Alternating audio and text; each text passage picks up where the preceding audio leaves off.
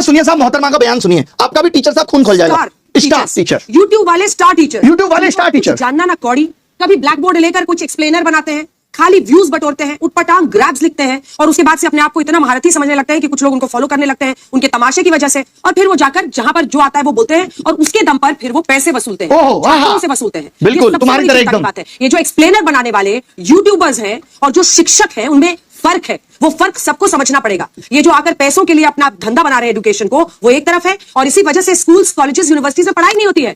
बच्चों से कह दिया जाता है कि भैया तुम कोचिंग सेंटर को ज्वाइन कर लो तभी तुम क्रैक कर पाओगे। ये कैसी व्यवस्था में हम जी रहे हैं? ये बहुत बड़ा सवाल है। आज बहुत बड़ा सवाल किया है मैडम ने कि जो यूट्यूब पे पढ़ा रहे हैं और जो शिक्षक हैं उनमें फर्क है।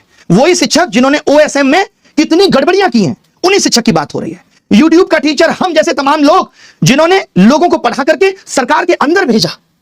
सोचिए, वो मैडम कह रही है कि फर्क होता है।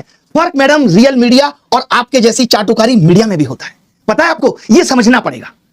जिस तरीके से आप कह रही ना व्यूज के लिए, आप टीआरपी के लिए किस तरीके से स्टूडियो के अंदर घमासान कराती हैं वो दुनिया ने देखा है कि कोई लॉजिक नहीं, सिर्फ उलूल जुलूल बातें। ये पत्रकारिता है तुम्हारी, इसको नंबर मिलने चाहिए। ये पत्रकारिता है। ये देखिए, झालमुड़ी सिर्फ एक स्ट्रीट फूड नहीं है, ये इमोशन है। ये इमोशन है झालमुड़ी, एक जज्बात है। गजब पत्रकारिता करती हैं। गलियों की आवाज है, रेलवे प्लेटफॉर्म की हलचल है, गंगा किनारे के साथ घुला हुआ स्वाद है, जिसमें सरसों के तेल की तीखी खुशबू, सरसों की तेल की तीखी खुशबू, चटपटाहट, उसी की सुंदरता है साहब। एक ऐसी कहानी बनाते हैं जो हर बंगाली के दिल में बस जाती है। जो आपने पोएट्री चिपकाई है ना, कसम से मजा आ गया।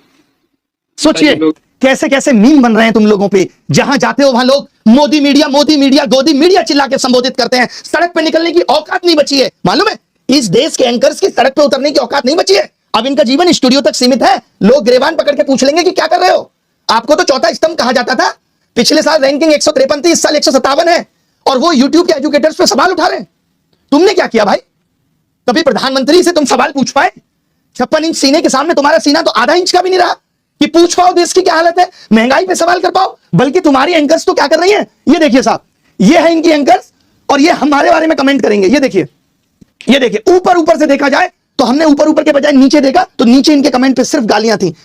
1 मिलियन के करीब फॉलोअर्स हैं, पोस्ट पे 1000 लाइक नहीं है, और नीचे देखा हमने तो सिर्फ गालियां थी। क्या वफादारी की है तुमने देश के साथ? नहीं।